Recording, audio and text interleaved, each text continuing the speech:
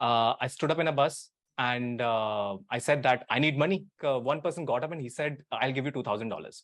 I'm like, why? लड़का हुआ तो engineer, लड़की हुई तो doctor. फिर समझ नहीं आया तो MBA. All right, Sahas, thank you so much for joining us. I'm so excited about this session. This is not really a real estate session. Usually I have a lot of these, which are focused around real estate, investing. Yep. We'll see where the discussion goes, but I'm super excited to know your journey. Now, it's hard to believe with the amount of following that you have. A lot of people here actually know you already and they follow you on Instagram. But so, people who don't know Sahas, he's one guy that I have seen is pumping out content on Instagram and other, social media platforms every single day, like sometimes multiple times a day, at least that you are doing it multiple times a day. Maybe I'm wrong. And his content is really, spans from talking about the queen owning, 90. There's so many people who reached out to me saying that, is this true? Of course it is, but a lot of people actually now are looking up to your content and seeing the facts that you're pumping out about Canada, about investing, about a host of different topics. Now it's not just about the content with Sahas. He also owns the media agency where he helps primarily, I think it's real estate agents primarily, building their personal brands. And that's exciting. We'll talk about that a little. I'm sure, and Sahas didn't come here. He has not been in Canada for years, right? But he still figured out a way of building his own business, and he's doing so well on social media. And there are so many people, Sahas, here who want to do that, who are doing it. There are a few realtors also who are on the call, and they would love to hear. I have 2 pages of questions for you, Sahas. Oh, wow. Sorry, I didn't send it to you earlier, but I'm sure that other people will also be asking questions. So Sahas, that was your introduction from my point of view of what I know of you, but I would love to hear from you about yourself a little bit. When did you come to Canada? What are you doing right now? No, amazing, man. You have already covered most of the important things. I mean, obviously, I came to Canada pretty, like it hasn't been much time. I came in 2019. My wife and I, we both came here just like a normal immigrant, get a job, study, do that. And that was my whole game plan. But, this is something I think everybody who is here, and I believe most 90% of the people who are here might be immigrants or, are here in Canada. This is one of the biggest opportunity that one has got to decide your future in your own terms. And I really, really believe and I really feel grateful to have that kind of an opportunity to decide my own freedom the way that I wanted to go. Your parents want you to be, safe, secure, get a high-paying job, get a retirement fund and everything for yourself, build up for yourself. But it's you who decide what your fate needs to be. So basically, I went to my college one day and I dropped out the next day itself. Oh, here in Canada? Here in Canada, I went to George Brown, and I realized this is not for me. The next day, I went to a real estate event, understood like what kind of a market here it is here in Canada, and then I realized that I have to compress my time of learning and executing on whatever things that I wanted to do. So the best way to go around that is getting into the sales business. And that is the best way that I can, no school, no college, no education system can teach you the real life experience about, learning how to deal with clients, how to understand the psychology of people. And most of all, like, getting that confidence. It's not a different city, man. It's a different country altogether. That's true. That's right. True. I'm sure that a lot of people actually would relate to it. So just out of curiosity, what were you studying in George Brown for one day? But yeah, what were you going to study? I don't even remember. I think it was information technology, something. I'm a computer. I am a same, product of every Indian family's dream that ladka hua to engineer, ladki hui to doctor. फिर समझ नहीं आया तो MBA. नहीं समझ आया तो MBA. I did my MBA after my engineering because I didn't want to, and then I went into market research when I did not have a market research like subject, and now I am a mortgage agent, which is very weird, right? So, but it all feels right. So, Sahas, I think I kind of understand where you're coming from, but I would love to ask you this: when did you decide that you want to be into sales? When did you decide that you want to open a media? Like, when did that why, like stuck you, right? So you were an engineer, gonna be an engineer, right? So yeah. So like when I was, so like honestly, I was an engineer, but I didn't do anything in engineering background. Like I never worked for somebody all my life. I always had a business. Even back in India, I had my own business. okay. And that was into home automation, system integration, all of that stuff. But at the same time, I was also consulting. So creative content management, all of this was out of my own passion. So a lot of things that I used to do for free, or just I used to love this kind of a field, so which is why I used to provide services. But eventually some people also hired me, some marketing company also hired me as a consultant for helping some brands which were like Leica, which Leica is one of the biggest German camera brands. Okay. So they hired me for helping them with the branding and everything of that sort back there in India. And that is where I actually really realized that content is something that I really feel very close to, and this is something that I can really play with. But when I came here, I didn't have any scope and not even a desire to get into digital marketing or content management or anything of that sort. For me, it was just like I've come here, I'll figure it out. Okay. Now I don't know how, but I'll figure it out something. ज़्यादा क्या बजाना, guitar बजा लेंगे बाहर. पैसे बन जाएंगे. You play that really well, right? So my funda was simple. Now the life is on my terms. Because there is no parental pressure, there is no especially when you come from business family, there's a lot of burden that you come along with that. Right. You have to manage the business. And luckily or unfortunately for me, our financial situations went a little bad, which is why there was no business for me to take care of. And so that way, like, I had two choices. Either I cry about it that I deserve this luxury life, or I just get my ass up and do something about it. So I chose the latter option, of course, and that is where I think that really helped me to build that kind of a stamina that I really wanted to become an entrepreneur. Anyway, I was one. So the day when I came here, like literally in a month's time, I registered my corporation. I didn't even know what I was supposed to do. What you're going to do in that. That's amazing. I just registered it. So I think that bug was always there. It's just that figuring out over the time that, what you could really help somebody with. That's awesome.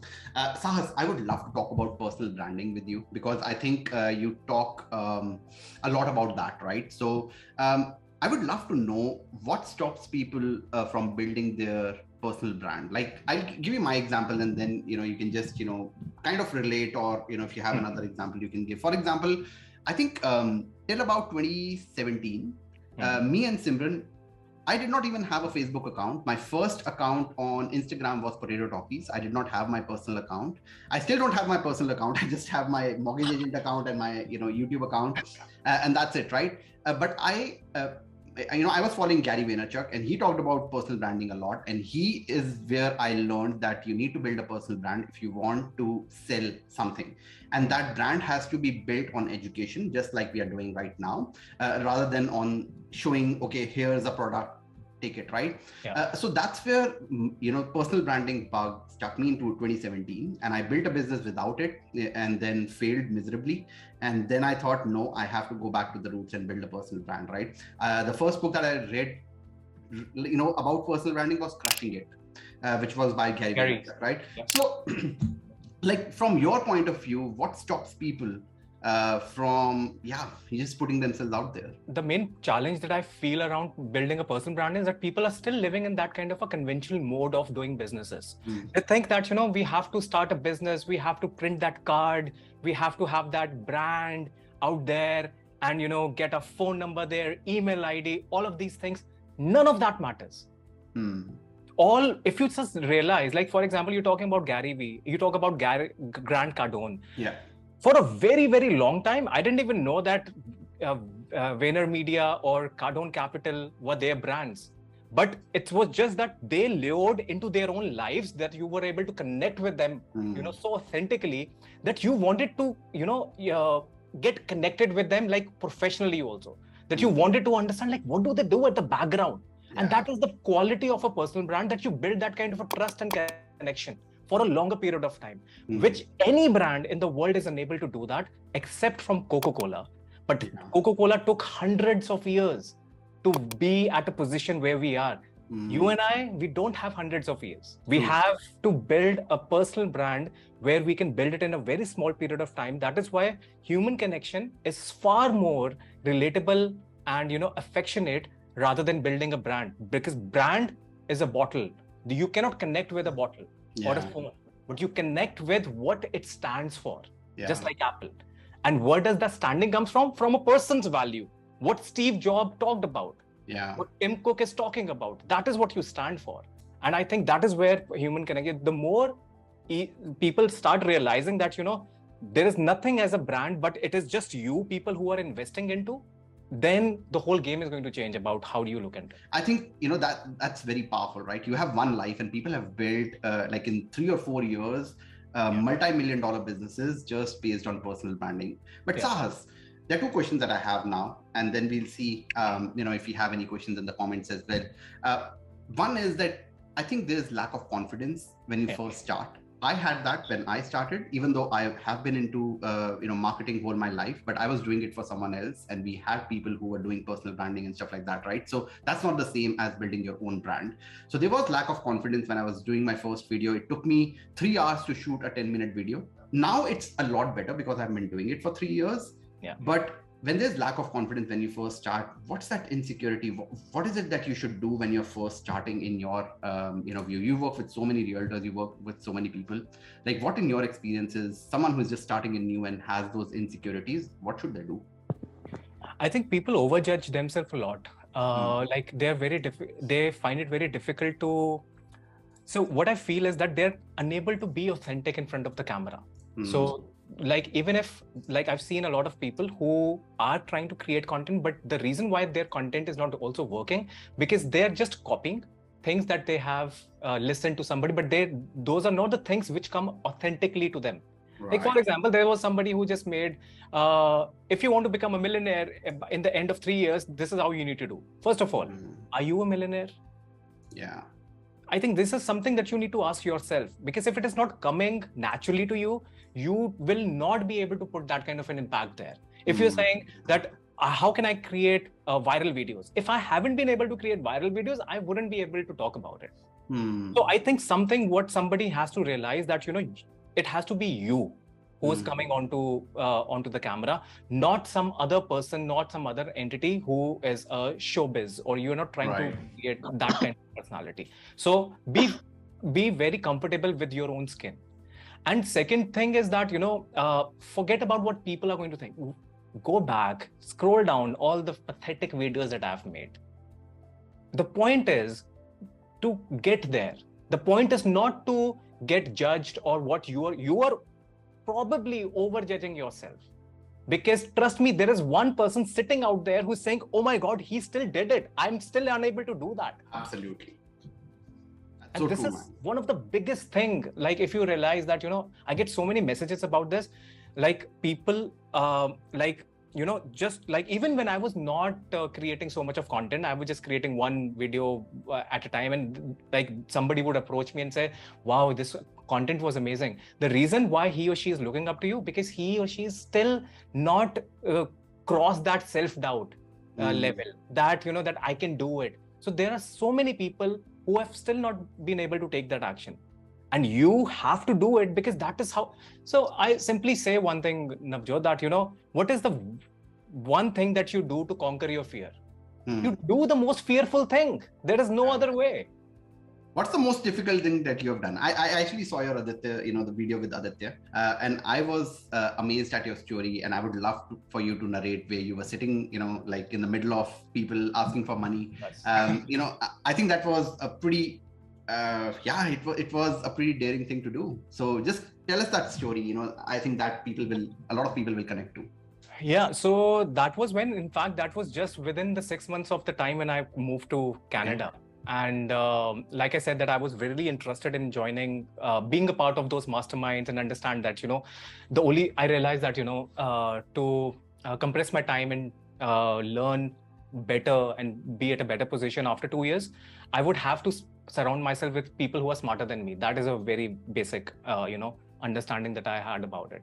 So for me, the concern was not that how am I going to create that money, but for my concern was that I want to get there in that room where people are smarter to me.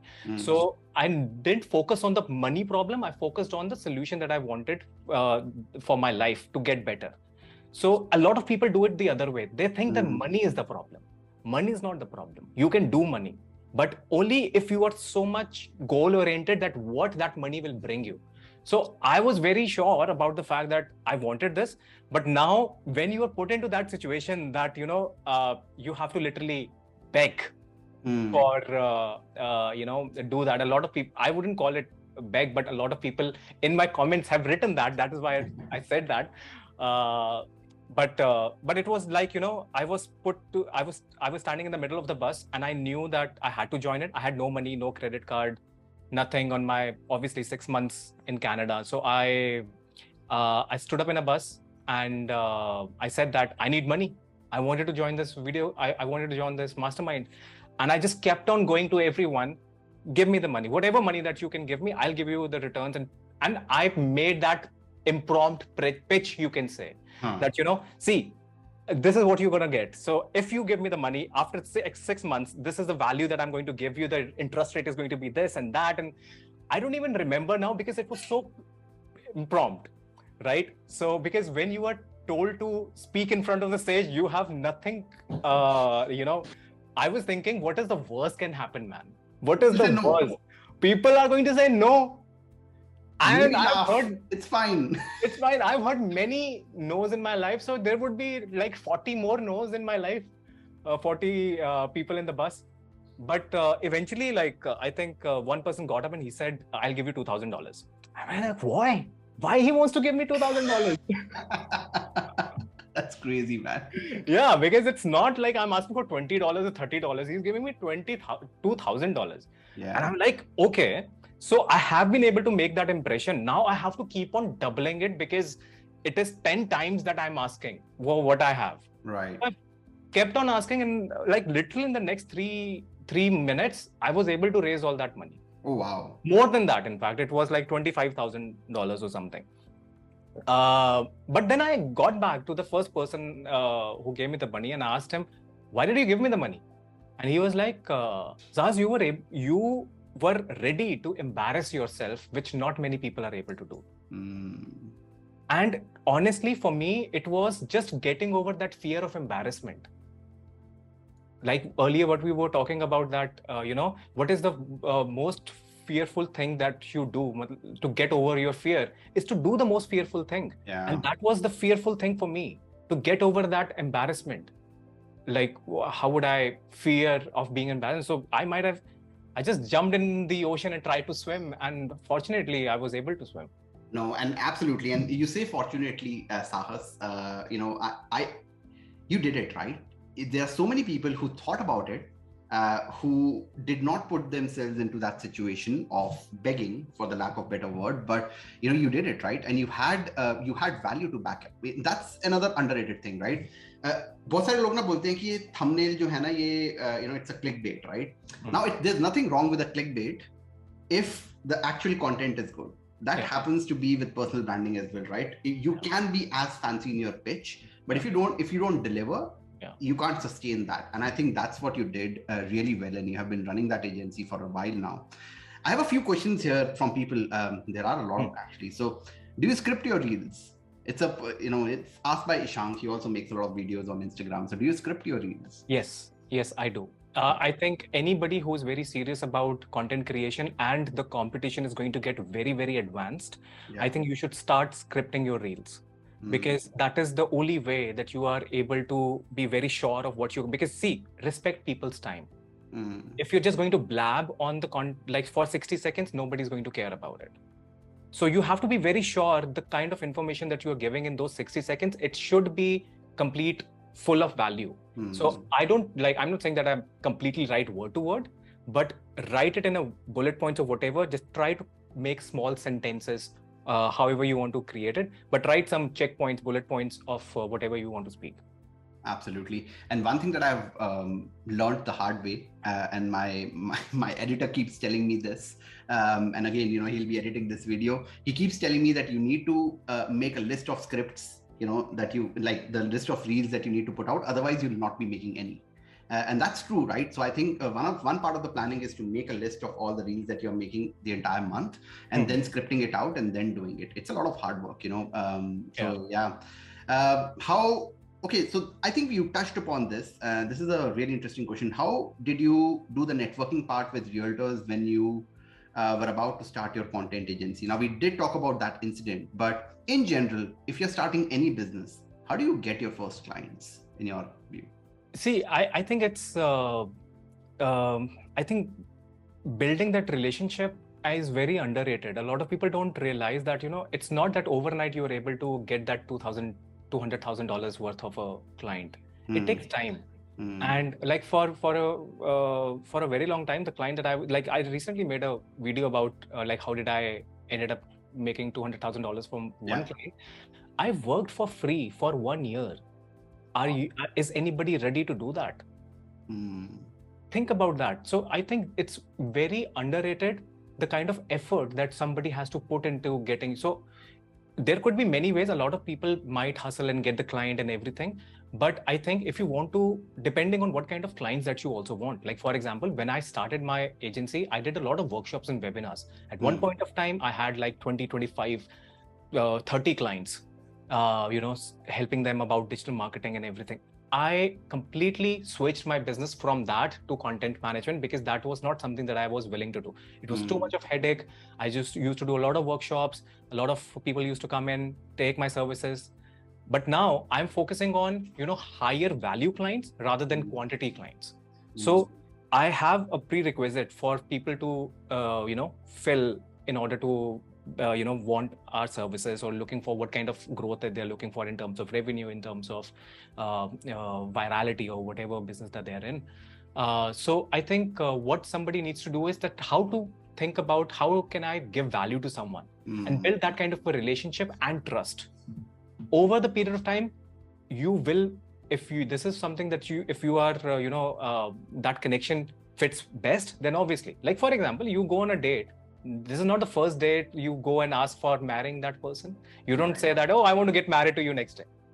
You take time, you go on coffee dates, you go on, date nights, you watch movie, you have popcorn, you go on a coffee again. Over the period of time, you build that rapport and slowly and gradually you do it. So I think there is no shortcut, but it's just that you have to keep on delivering to the promise, to the value that you're giving someone. I think persistence is really, really important. Now that you know, and Sahas, that goes for very few people, right? Now that you know what you're good at and what you're passionate about, and you can do that for free, I think anyone can work for free, but you can't do it sustainably if you don't love what you're doing. So I think that's what is important, and you love what you're doing, and that's why you were able to build that connection over 1 year, and now you're making 6 figures out of that one client, and continue to do that and have those safeguards and benchmarks in place that, okay, this is the amount of, this is the kind of realtor that I'll be able to work with. I think there was a direction and there was passion in it, and that's why you were able to do it. And you're right, it's very underrated. Working for free, using your biggest strength and adding value.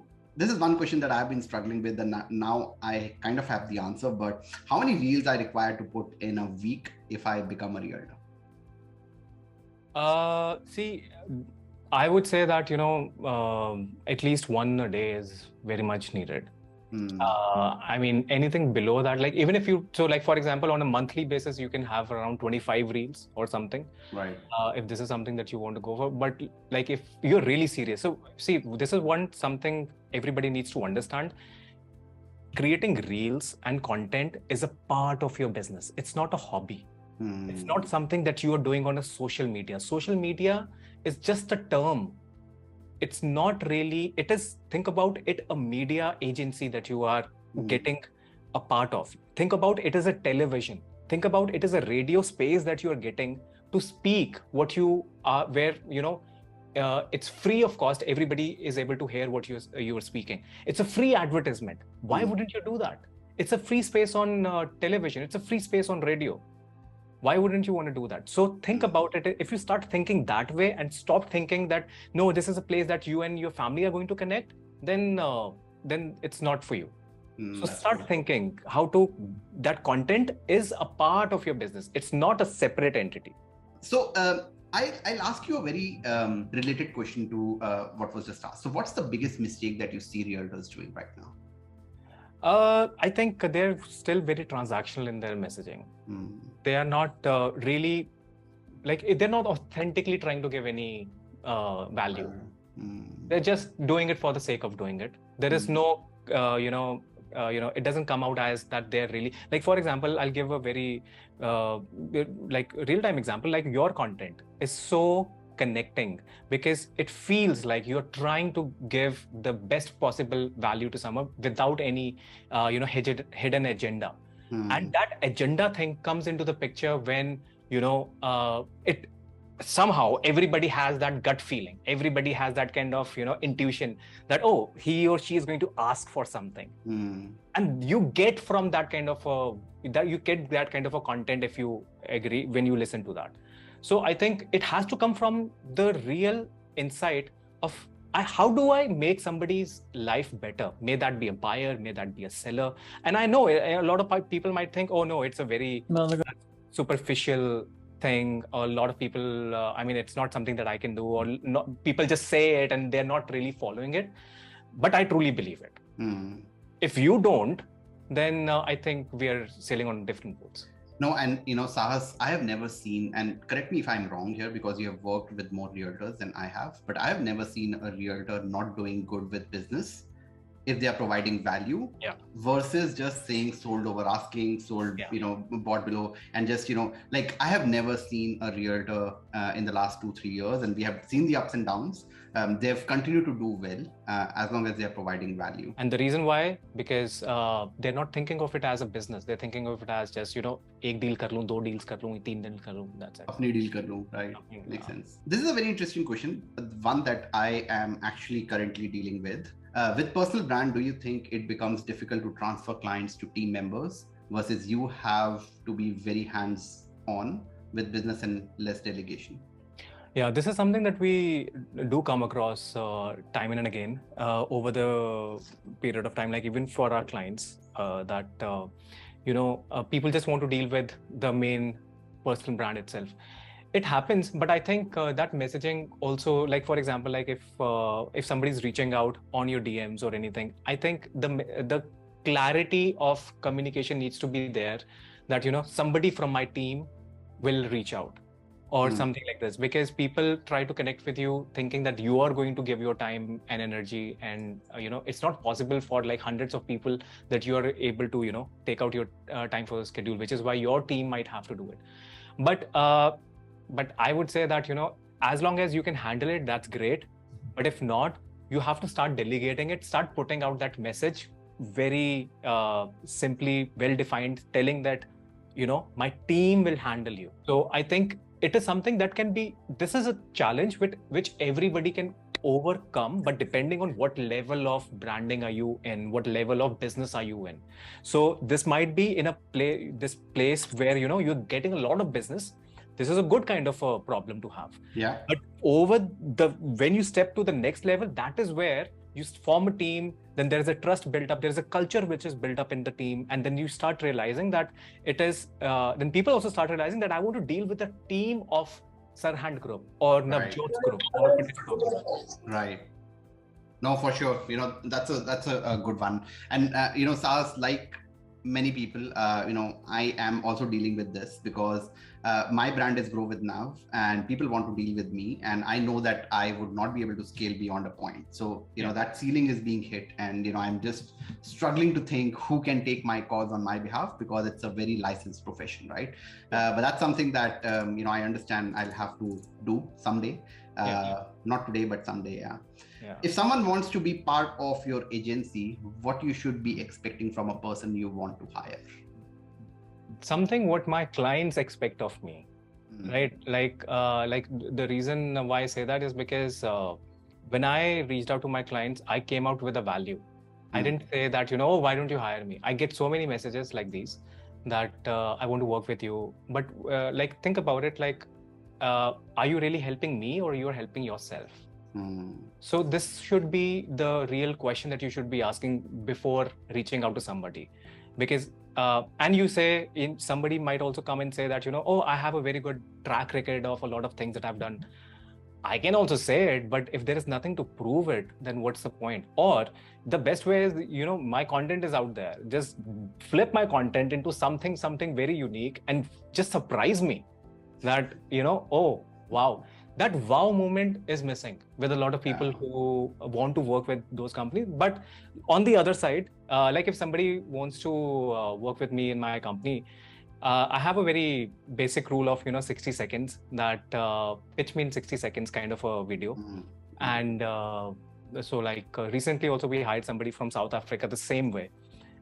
We put our marketing out there, pictures, and no resumes, no physical resumes, no PDFs, nothing. We don't want anything of that sort. We want to see how good you are in communication, how well versed are you with what is happening. And see, I think communication skill, anybody from any part of industry are you from, doesn't matter. Your communication has to be in the top priority. Because if you're a good communicator, you will be able to understand and make two separate things meet with each other, bridge those things together. So your communication skills are really important, and how much experience and knowledge that you have done in that past. If you have some documents around it, if you have some kind of a case study to back that up, so that is something that I look forward to. That's awesome. No, that's great. And yeah, I have a accelerator program which is called First Job Accelerator, and I'm sure that a lot of people are here. We talk about this a lot. You need to stand out by not just creating a PDF resume, but can you create a video resume? Can you create a website of your resume? Can you create a link where people can just go and very easily understand what you are, instead of them opening the PDF? There's a wow factor to it, right? Oh, this guy actually made a video resume, even if he sucked at it, right? But he did something different, right? Just show that effort, right? That shows that person has put an effort into 100%. Even for his or her work. It's underrated. I have one question out of, we have more questions here. I'll just ask those in a bit. But do you think that if you are running any B2C business, even if you're running a B2B business, is it not possible at all to get the level of success that you have achieved, or a lot of people like Just Tucker are achieving, if you don't do social media? Or it's just that it takes more time? I think I wouldn't be somebody who would predict that this is the only way to grow and there's no other way. A lot of people have grown out of social media also, but you see where is the most chances for you to grow. Wherever there is attention. Earlier the attention was on billboards. Maybe you can start do the marketing on your billboards. Maybe the attention was on radio, you could do a radio ad. Maybe the attention was on TV, now you do the television ad. But see where the attention is. It really doesn't matter what I feel about it. It just see where your audience is. If you start thinking, like for example, there was one question even asked from me on AMAs that I do on my stories. Where should I post most of my creatives? Like which platform and everything? I say I don't choose according to that. And moreover, a lot of people also feel that what I want to say, I will create content around that. You should understand what people want to hear before even understanding that I want to say because everybody is just so much consumed by telling their own opinions. But you also have to listen to. That is why it's important to listen to your comments. It is important to do that social listening. What they're talking about, what are they really challenging you? What is their opinion about it? And I listen to a lot of people who are doubting me on certain comments and saying that, oh, this is wrong what you're doing. I think that is where you fact check whether what you are saying is right or wrong. But understand that it's not really what you want to say, but what your audience want to listen. And start creating content around that. Makes sense. Makes a lot of sense. How about a mental block? So there's one question, here. How do you get over the mental block of not having or not being able to generate enough content? Like, how did you get over that? It's practice. It's building up a muscle, right? I could not do. So I give an analogy of push-ups. I was able to do 151 push-ups in one go. But the way that I reached there was like I did 10 push-ups one day, 10, 10, 10, 10. Then one day I did 11. Then I did 20. Then I did 25. That's how you grow. It's not really something you have to give yourself time. A lot of people just start comparing themselves with somebody else's growth and say that, oh, I'm never going to be in that position. But you don't know what hurdles or what struggle that other person might have gone to reach to that position. And you might also have to go your own way. It doesn't have to be the similar kind of struggles, but you have to go through that pain. No, that's interesting. How to be taken seriously by clients in starting, especially for 22? So, the person is 22 years old and he's saying, how do you come out as, someone who is serious as a consultant to clients? Like, have you ever had that problem? I used to think about that when I was 22, that I need to grow my beard. That when you used to think that, when I was young, right out of college, how would people take me seriously? Then I need to grow my beard, make myself look, dressed up. But nothing of that sort really matters. I think, see, with experience, everything is, compensated. The more and more experience you start start getting, people are going to recognize that. So it really doesn't matter what your age is at the end of the day, but if you're really good at what you do, so people are going to hire you. For example, Mr. Beast, he's just 24 years old. And he recently got an offer to sell his YouTube for $1 billion. That's crazy. Right? And he did not sell it. And he did not. He said that it must be $10 to $15 billion. Right? And he doesn't want to do this. So, but not many people realize, now some people might be saying that he's just 24 years old. But the fact is, he has been creating content from 11 years. So he already has that kind of 100,000 hours that he has created him, got him to this level. So he's already an expert at that. So give yourself time, get into that expertise of something that you really do, and people notice. No, that's true. And when I started consulting, there was one mentor that I had, because for a third guy, I was very thin, and like I did not eat chicken, I did not drink, at 22, and that's where he told me that you need to wear bigger specs, because I was consulting with PepsiCo at that time. They were my clients, and you need to be wearing a suit when you're going, and those were all good suggestions. But now I believe that experience trumps everything, and if you know your shit, you can be heard in any room, right? So that's amazing. Hi, Sahas, would want to check how you manage your time, especially when you create content. Do you batch produce your content? Not really. I do it systematically every single day, because the reason is the content my content requires a lot of research.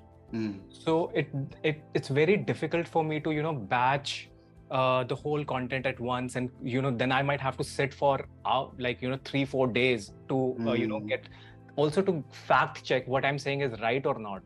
So I think that is something that stops me from doing, because if I were just to make very like any educational content, that is fine, but like my content is, I think that it has a lot of topics which needs a little bit of so I think for me it doesn't make any sense to batch it. But what I do is that I take out every 2 hours of a day. Like, I don't know for a lot of people out here, but I am a night owl. So if I know that today I also have to create content, so I'll create it at midnight. So I'm not really very good with the timing. So don't listen to me in terms of time management, but I would say that I get shit done. That's what my motto is. I think it's consistency, right? So even if your timing is off, you're at least being consistent. And what timing actually, and that's what I've realized, because I was being very consistent with content, but I was not managing my time well. And what I did was I put everything into my calendar now, including dates with Simran, everything, right? And that actually helped me manage time and just live a fuller life. And I'm able to do everything, despite doing the same things or more now. But it just got me more time for myself. And that's what happened. I think this time management thing is just to sort your shit out. But I think it's consistency that grows the business. And even if you're not good at with time management, you just screw, up your personal life a little bit. But it'll not, stop your business from growing. Anyways, I have a question from the audience. So how do you research your content? Do you have a team or you do it yourself? I do it myself. Okay. I have a team. They research something that I like. There are just, I think I'm still in the process that I don't depend so much on my team to do the research, because I think it also depends on how much, what kind of help that a team can provide you with. But I get some ideas from the team as well, but I try to keep it right now to myself, because I need to feel connected with the research, basically. Right. If I don't, so this is what has happened actually, and this is what I'm realizing. All the things which my team, like 80% of the things that which my team is giving me, I'm not doing that. And all the things that I feel connected, that, oh my God, it's giving me aha moment. I want to do that. And that only a content creator can understand. Not anyone from the team, or somebody who is in that same field or wavelength, that, who understands the, wavelength of what this content creator really wants. Only then that can come out. So I think majority, 80% of the work is done by my team. But of course, I have like people who are scheduling it, posting it, and editing it. So that's a... Got it. Like a lot of people actually say that, because social media actually is a massive distraction as well. Yes. So sometimes, my mentor actually sends me something from like an educational thing from TikTok. And then I scroll for the next 5 minutes, and then I have to throw my phone away. No, I don't have to waste my time, scrolling through content, right? So some people say that you should, stay away from social media because that actually distracts you. And that is one of the reasons what distracts, or what, stops people from actually creating content, because they don't want to consume it. So, I know it's a very ajeeb sa question, but, like, how do you make that segregation of, okay, I don't have to watch dancing videos, but I still need to create content? How do you make that adjustment? I think it's just like to begin, I will say that, when I wake up, I make sure to not touch my phone for at least 1 hour. So you have to create some kind of a discipline around it. Otherwise, if there are no rules boundaries that you will set for yourself, you will end up, everything is there. You just open it, switch on the wireless, and okay, now you're just starting to scroll. I think you'll have to just create a discipline around it. How I do it, that works for me, and I'm still practicing, like, even to get even better at it. For the first 1 hour, I will not touch my phone. I'll do my meditation. I'll, read a book, or I'm reading a Harry Potter these days. Nice. Yeah, I'm on the 4th book right now. So I'll read that. I'll do my gratitude. I'll do the initial part, just keeping it to myself. And then I switch on the social media and see what is happening or what I need to do. But now, the main challenge is that, how to not become a consumer of it, or how to become a creator of it. The more you start looking through an angle of a creator, I think the perspective changes of what you're really looking at. So now, if I have to, because I know that I'm not trying to consume it, I have to create it. So I have to look from that angle, what will intrigue, fascinate me, in order to get me that kind of an idea to do that. So now, whatever I'm scrolling, I'm just looking at for that to give me a pop, which will help me. Otherwise, obviously, my job is in social media. So obviously, I'll have to spend more time than anybody out here. But I just try to, avoid that, countless hours of scrolling, into thinking like, how can I become a better content creator in looking into this particular content? So I'm not looking at from the consumer point of view. No, that's so true. Asa, I have a question which is related to this. Like, we get over obsessed with views sometimes, especially if you're a new content creator. Yeah, I've come to realize that, like, after having 500,000, 1 million, views on YouTube, a couple of reels going viral, a couple of them were just impromptu. But I think we obsess ourselves, me including, on sometimes trying to make viral content, trying to get more views. Like as a business owner, do you think it's important to do that? I think you're putting yourself into high standards, which is like most of the people we do, that, we expect a lot of, good, uh, achieving bigger goals for yourself. And this is what mostly, people also say that, you have to aim for bigger goals, which is why psychologically you are actually aiming for virality, you are aiming for all these things. Eventually that will happen. It's difficult to maintain that, but what I do it, like how I do it is that I take an average of whatever views that I'm getting, which I can sustainably get over the period of one month. So I don't look it into from one reel or one content basis. I look into how many views that I can sustainably get to reach to that potential in a 1 month's period. Now, if there is an outlier which gets me 2.5 million views on one video, that is the audience liked, and that is where I got the understanding. Okay, so this is something that is some kind of a data that I received from that. But what I can really control is how much content that I can create, how better the content that I can create, and how many consistent views that I can get over the period of month. So I started from, for example, 76,000 views in 1 month. Next month I went from 122,000 views, and the third month I went to 4.5 million views a month, and this month I am at 4.9 million views in a week.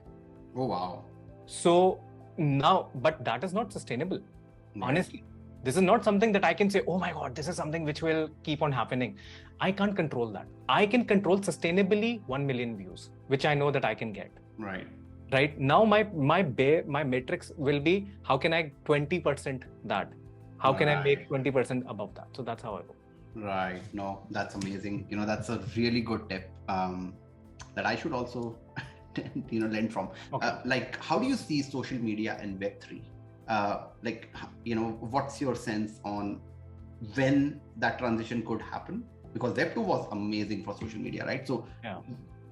What are your views on Web3 and social media? I think that amalgamation will happen over the period of time. I just look at what are the biggest of the names, like Mark Zuckerberg spent $10 billion into whatever he's building.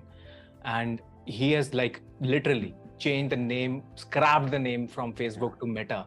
That is a big, bold move for somebody to do it. And now somebody can argue that, he could be wrong.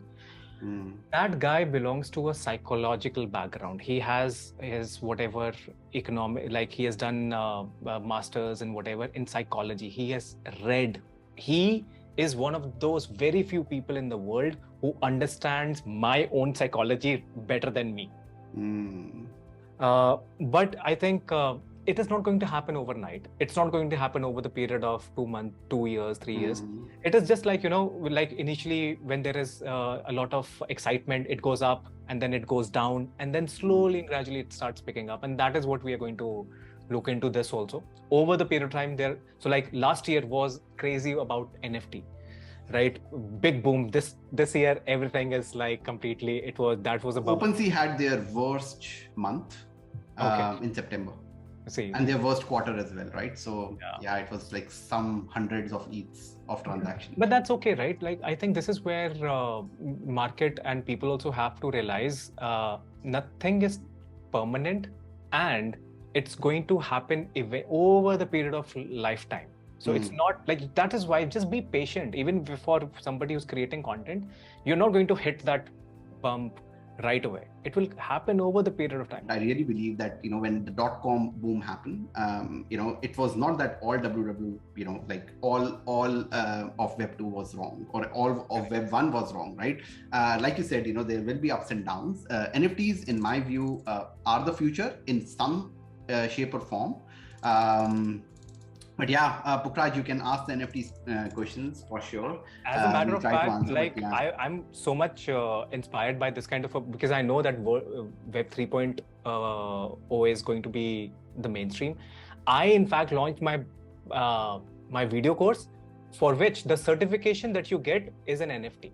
Ah, nice. Love it. And that only with somebody completes the course and everything, and then they get the NFT as a course of completion. And then they can utilize, there is a utility that you can use that redeem for any events, mastermind that I'm going to have later on in the future. That is so amazing. So one last question, Sahas, before we close. So like, what do you see yourself doing? And I ask this to a lot of people, like, what do you see yourself doing when you're 60? When I'm 60? Yeah. I'll be creating content. Maybe. So you are already retired. That's amazing, man. Because that's the kind of answer that tells that you are really passionate about what you're doing, and you would do it for free. For example, Simran would code for free. She does that for me because she's my wife. But she is so passionate about coding as an app developer that she actually called City of Kitchener. Like, City of Kitchener, why would City of Kitchener listen? She said, "Oh, your website is crap. Let me just create an app for you because I think there'll be more utility." And I'm like, why would you do that? They didn't even respond to her. That's a different thing, right? But she was like, no, I just felt their website is so bad. They should have an app, right? So I was like, that's crazy, right? So I love it when for the longest time, I didn't know what I wanted to do. I know I'll teach when I'm 60. And I still use my different platforms to teach, right? That's why I create long version videos. I do reels because of attention. I don't want to do reels, but I do reels because there's attention there, and that's what the audience needs. But yeah, thank you so much, Sahas. I'll just take a minute. I think you had a question for me. So if you want to ask on air, you can do that. My question is about Potato Talkies. Like, how did you get it to 200,000, man? Sahas, it's a lot of what we talked here. I think people connected to our story. We came on 11th of March, 2020. This was one day before WHO announced, the pandemic was announced, right? So, and I had a job when I came. I didn't have a job the next day because all the companies actually shut down doors. And, like my company of 8 years, I worked in that company for 8.5 years, grew from the lowest level to a director. And that company actually shut down, doors on me just because there was a pandemic, right? Which is understandable. Yeah. I blamed the entire world, but I started creating content in a way that, people connected with us. So I think it was that personal story that people connected to us, and that's where it kind of just blew up into a personal brand. And now I am building businesses on top of it. I had no idea I'll have a course. I had no idea I'll have a mortgage business. I had no idea I would, be helping 100 people. I'm on track to do 100 people, putting them into their first houses. I had no idea I'll do all that in 1 year, in the last 1 year. But I think it was all a personal connect that people had. Yeah. And people still say my name as Potato Talkies, not Navjot. So just because I have Grow with Nav, so they know me as Navjot, but they still save my name. If there's caller ID, that people, if you call me, it'll be Potato Talkies, right? If I call you, right? So but I think it was just that personal connect that we were able to create because of the struggles that we had to go through because of the pandemic that no one expected, right? It was just a timing thing, but again, I was creating content even before that. I had failed with it. No one talks about the $120,000 I lost in my first business. Even my parents don't know that, right? So they'll probably see this and know it, but it's like it's no one talks about those failures, but they just see me buying properties now. Yeah, that's the reality. No, but the reason why I also asked because it's very difficult for the context of me asking this question to Navjot is because it's not that easy to grow on YouTube.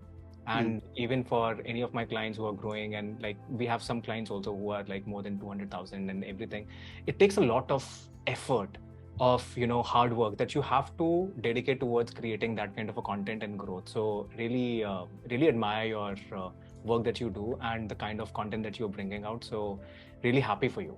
No, thank you so much, Sahas. And a lot of people ask me this. In fact, a lot of people actually do a lot better, right? But I think I never missed a single video, even when we were like 500 subscribers. Like I created 52 videos before I reached 1,000 subscribers. And those 52 videos went on a Wednesday and a Saturday. Every day, 7 p.m. IST. I never missed that time. I never missed that day, even when we had less than 1,000. And the one thing that, kept going, and I still say to a lot of people who reach out to me for advice is that if you have 50 views on any video that you put out, right?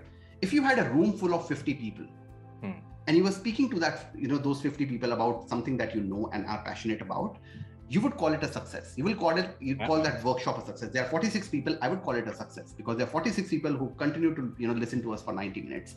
That's what YouTube is, right? And you are getting those 50 views now, and you have put out that content forever.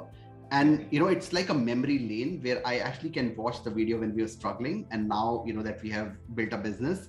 It's just amazing to me. And probably when we have kids will be able to look at that video. That's like, it gives me chills, right?